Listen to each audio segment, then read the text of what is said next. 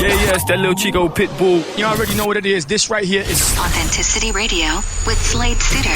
My body don't lie. Out of my mind. Let it rain over me. Mr. Worldwide. I'm rising so high. Out of my mind. So let it rain over me.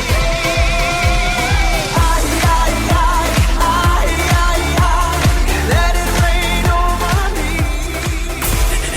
And now, your host, who has the hospitality of a fat and jolly innkeeper, Slade Suter.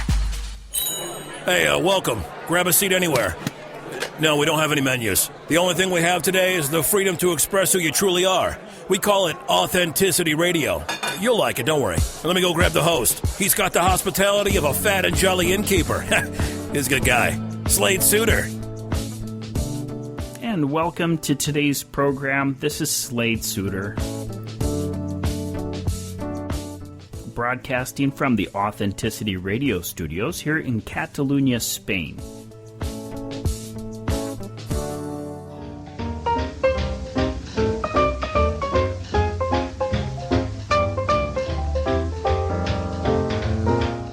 Today, we are going to talk about flow state meditation because we are in the flow. And I have just the person for us. John Marston is with Authenticity Radio today. And John is from Littlehampton, United Kingdom. John, welcome to you. Hello. How are you? I'm good. I'm good today, and I'm really happy that you're here with us. I've heard rumor that you hooked up with two very good friends of mine, Priya Hallam and Nick Kettles. Is that true? This is true. I'm guilty. Oh, dear. Well, if this type of guilt, I like to see what it looks like when you're not guilty. John, so tell us about this. What is flow state meditation? Well, no, John, let's back up here. Let's talk about you. Who are you, John? That's a good question. Well, what I do is I'm a meditation teacher. And also I've been an artist all my life, creating sort of wooden things, wooden objects. Wow. And, so did you actually carve? Are you a carver? I do. I'm a wood carver. Wow. But I am placing all my focus now on teaching meditation. And really, in that, dispelling myths that have sort of been in place for millennia, really. In terms of, there's a sort of long-held belief that meditation is something which is reserved for special people, people who have sort of got to a certain state in their own evolution where they're conscious enough, let's say, to go all the way and be a fully conscious being. And it's not true. I mean, meditation is perfectly simple, perfectly natural. It should be easy and effortless.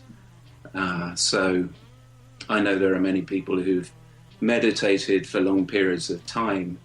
And there's also a belief that there's somewhere that we should get, perhaps a perfect experience. But it's... Hold on, John. You're not suggesting that meditation's for everyone, are you? I am indeed. Oh my gosh. What a conspiracy! So you don't have to wear the white robe? Hopefully not. Okay. I'm tired of white robes, I have to say. Okay. Well, then go ahead.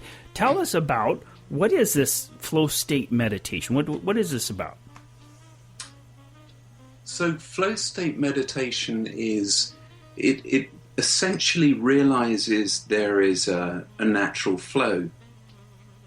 And this is kind of where people get stuck in life because they start fighting against the natural flow of life. That's kind of ironic, isn't it?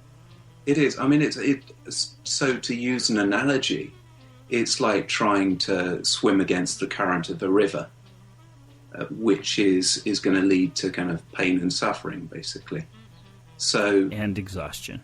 Exactly. So essentially it's kind of letting go, getting out of the way and allowing the moment to be as it is.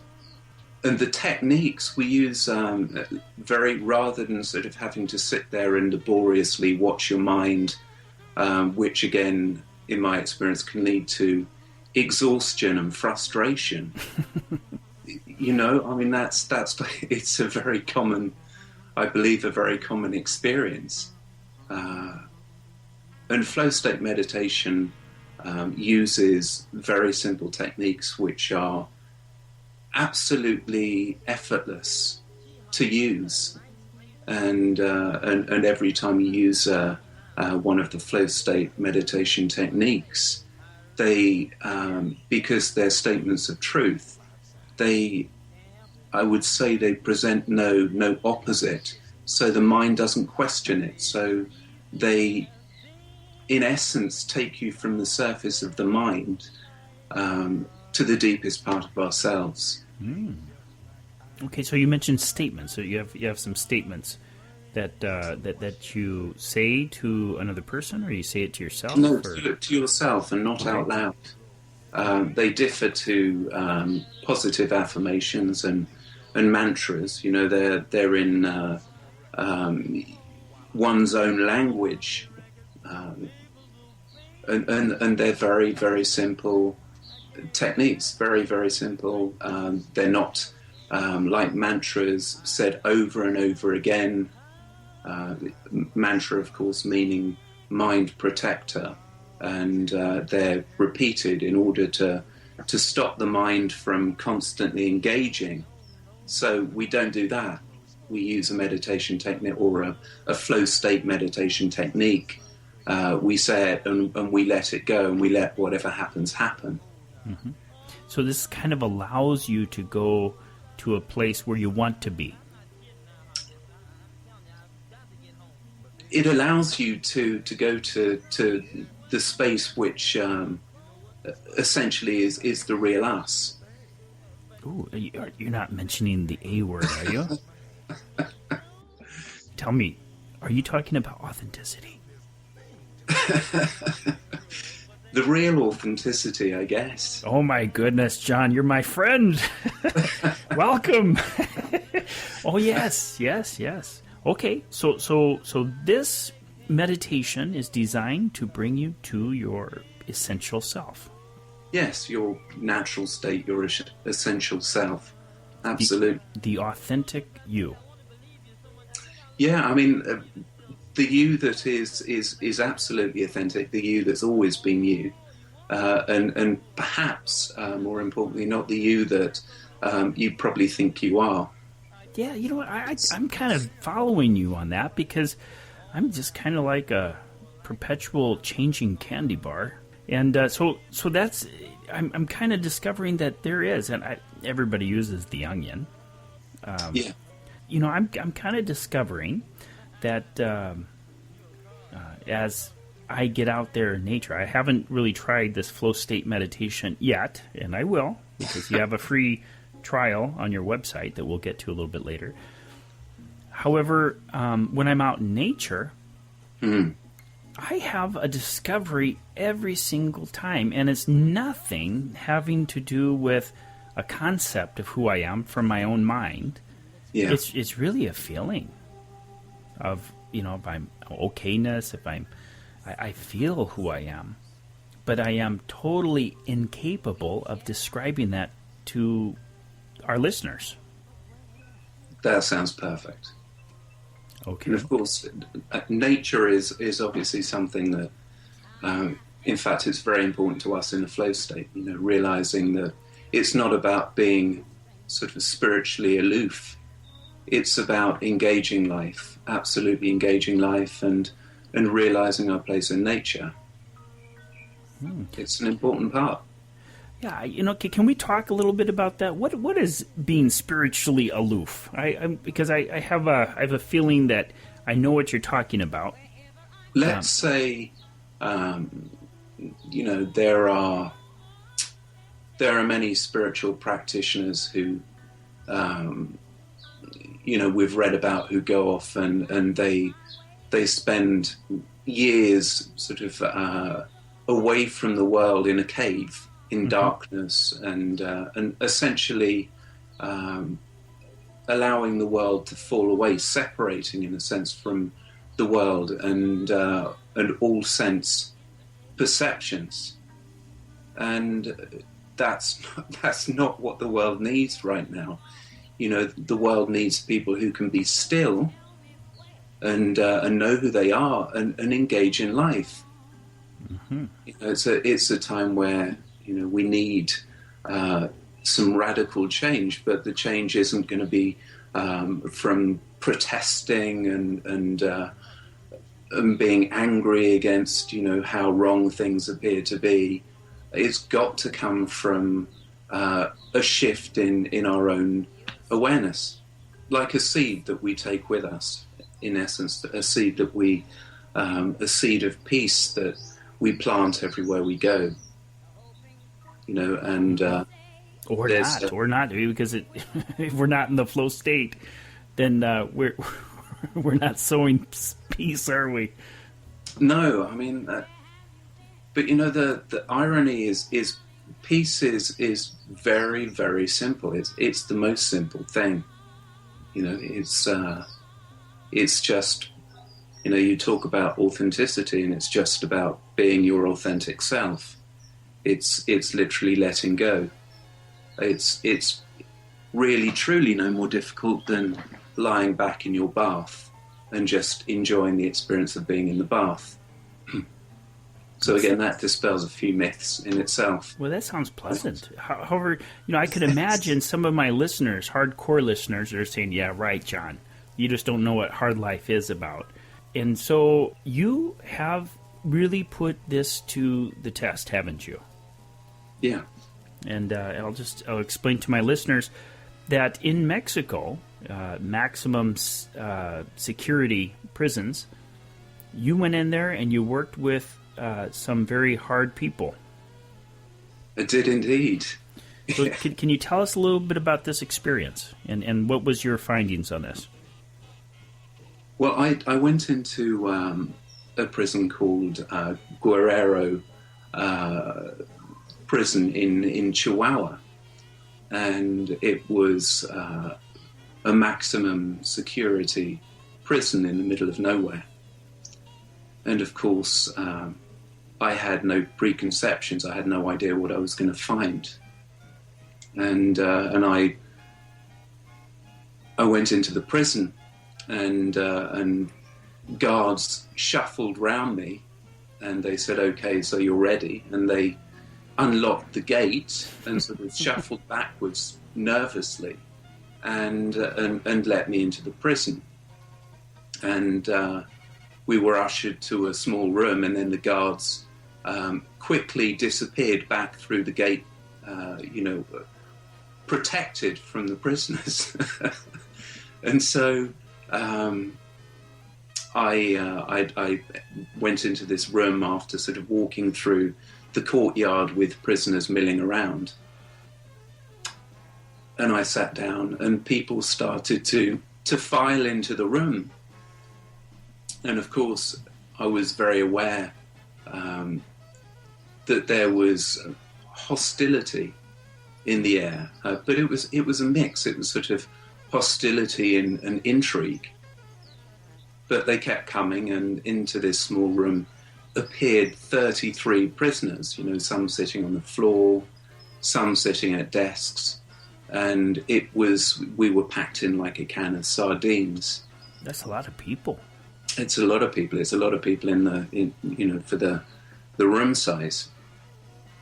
And of course, as I say, no prison guards. So let's say, in reality, for the first few moments, I was terrified. You know, was that your decision to have no security guards with you? No, it was the way it was. So okay. I would imagine they don't like being in there for whatever reason. Maybe they found it. Maybe it's too dangerous to be inside. I'm not sure. History doesn't relate entirely, but I mean, it appears we had some testimonials from the prisoners afterwards, and it appears that most of them are in there for an extremely long time. So. Okay, so here you were, packed into a room, 30-plus prisoners, and you were terrified.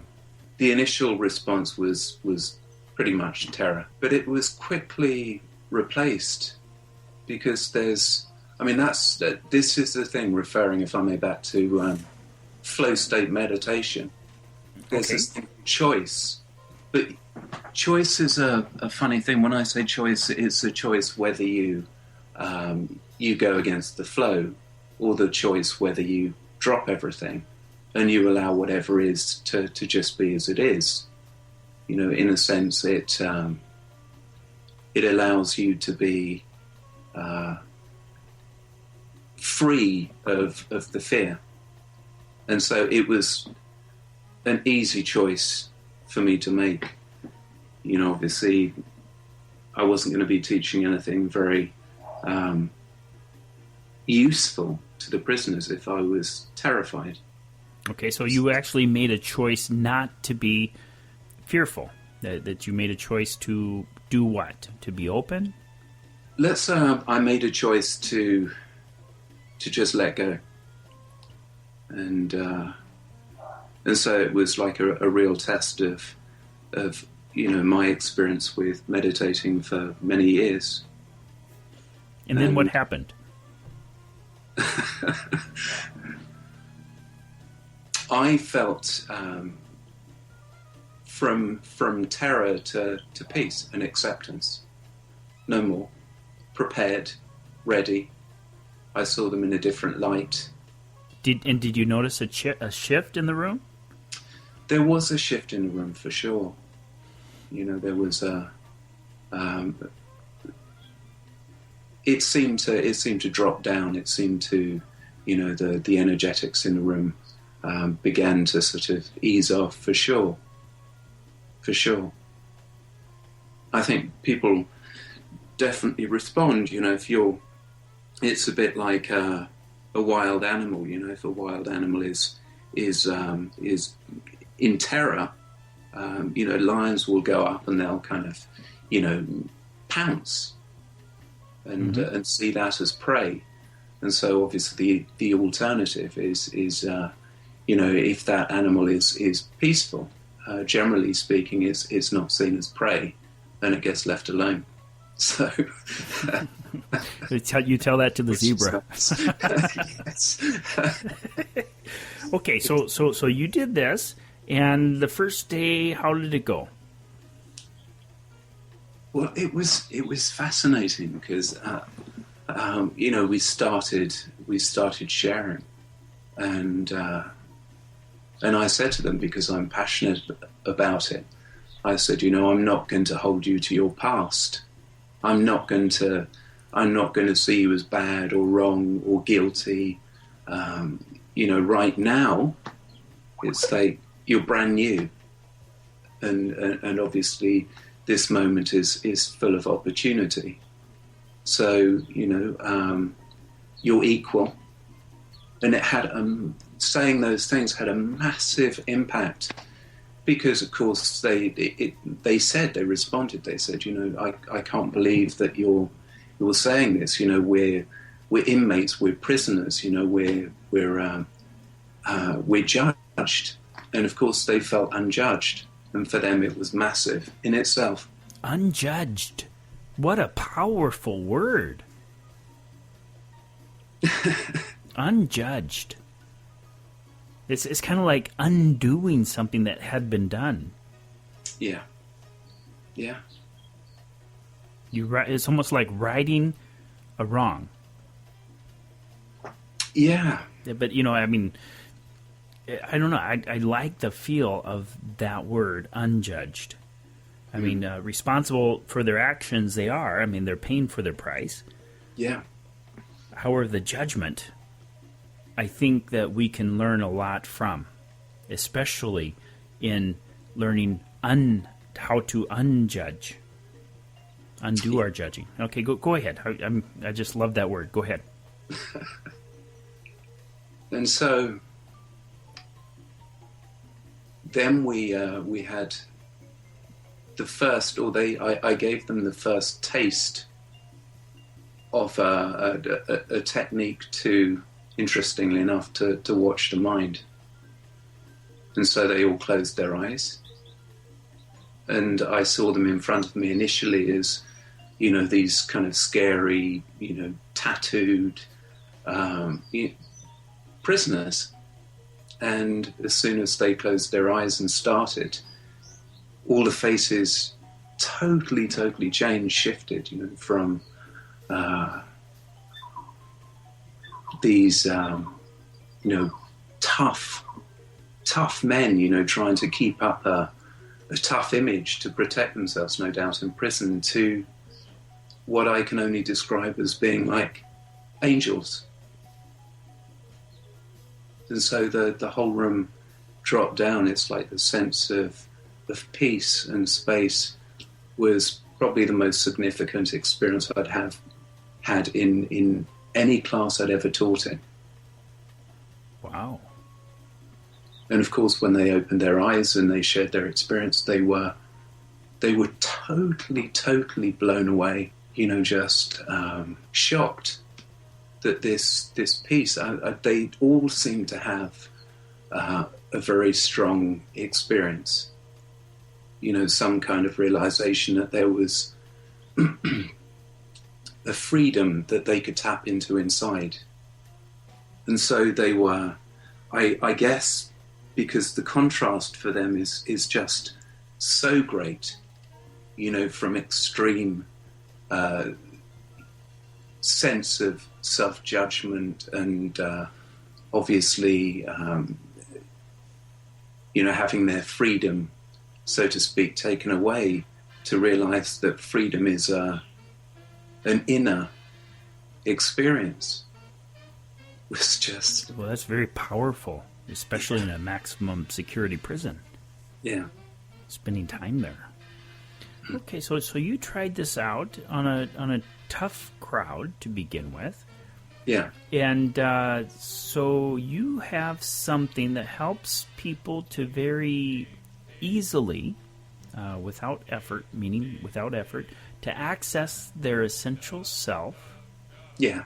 And you've teamed up with a couple of really wonderful people, friends of mine, which makes you, of course, a friend of mine, John. So where do you want to take this? Where are you going with flow state meditation now? And let me ask you, before we get there, does this, because there's a lot of other beliefs, and my listeners are very diverse in their belief systems, and does flow state meditation work conjunction with whatever belief system that you have? Yes, it does. Okay. Yeah, absolutely. It's not a religion, and it has, absolutely in no conceivable way. I'll go a little bit further and say that the piece that I'm talking about has nothing to do with religion, nothing to do with spirituality in a sense. Okay, so you're not going to brainwash me in other words. Absolutely not. Okay. And I hear birds in the background. You do. Are you in the forest? Where are you? No, it's just a little ant, and there's seabirds, and there's a garden here. So you're like St. Francis of Assisi. Animals are just attracted to you. Okay. So going back to this question, where do you want to take it? Where are you going to go with flow state meditation? Where do you want to take it? So we'd like to take it, wherever there's a desire. I mean, we'd love to go into businesses because we see, life is obviously very stressful. So again, in business, it would be wonderful if people had an effortless, I mean, a truly effortless tool in order to, again, be in the flow. And obviously being in the flow allows for a clear sort of response to situations. And another thing is people have the tendency to always be living in either the past or the future. The mind is always referring to old experiences, And the weird thing is, most of the mind zipping off to the past and future is not remotely positive. Most of it is all the things that are wrong with myself or wrong with my experiences and wrong with my life. Examples, reasons like, I can never make money, I'm not good enough at what I do, and so on. And are really not wanting to be where they are in the present moment. Yeah, like prisoners. Sorry? We're like prisoners in many cases. Exactly. And yet, of course, that's it's the biggest trick of them all, and we're not. And I mean, that's the beauty of I say this teaching, but it's the beauty about accessing what's real. The watcher, you could call it, the peace, the space, the silence. It's there's nothing to bring in. There's nothing from the outside that we need. It's already there. We don't have to become something different or something more. So no matter how screwed up somebody feels that they are, it's not true, and it can actually change in an instant. Doesn't need years and years. It doesn't need 30 years of rigorous meditation, having to do prostrations to an altar in order to experience the most profound sense of who we truly are. Wow. Well, that sounds very attractive.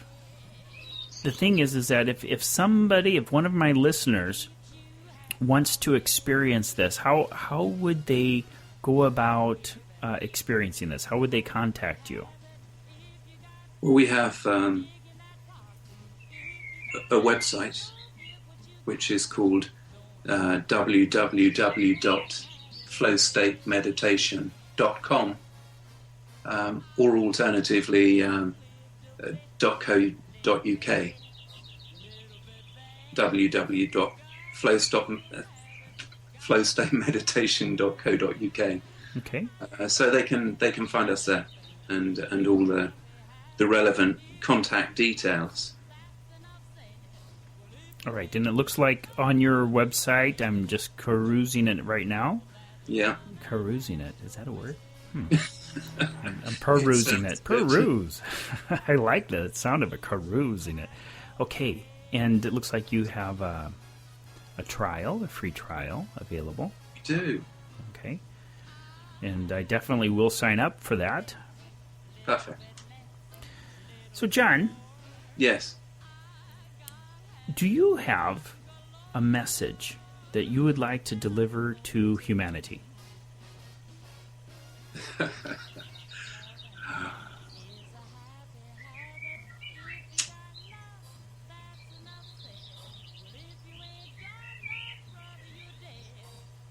It's not necessary anymore to live and to suffer and to live with stress and to live in lack. It's not necessary to live believing you're broken. This is the time to realize that it's very simple to literally to just relax, to let go, and to realize who you are. It's the simplest thing. We've been ripped off for a long, long time in a belief that there's this word, you see, called enlightenment. And it's like the most futile search You know, it's always somewhere in the future. It's about something being done. And the reality is, if you can access now, if you can be involved in the peace, in the perfection of now, that's all you need. That's all you need. Just, you know, get real. It's got to be. It's much simpler than that. To just allow people to find that space and to encourage people to enjoy that space, and really that's it. I like what you said. To get real. Yeah. It's time to get real. It is. With John Marston. John, thank you. It's been a real pleasure. My pleasure. Absolutely. John Marston on Authenticity Radio. This is Slade Suter. Until next time, be authentic, be true, stay in the flow, and be free. Is a happy habit. If you got teeth, flash the whole set. Half enough laughs is what we don't get. Don't you throw that laughing habit away. Conflict is a choice you know. Whoa, watch it. Sorry. But how about a better way to get things done? In order to gain a new perspective, think about peace building and gaining authenticity. To get some tips on how to do things differently and how to resolve conflict in your group, organization, business, or family, go to AuthenticityRadio.com. Come on! This is Authenticity Radio. Authenticity Radio with Slade Sitter.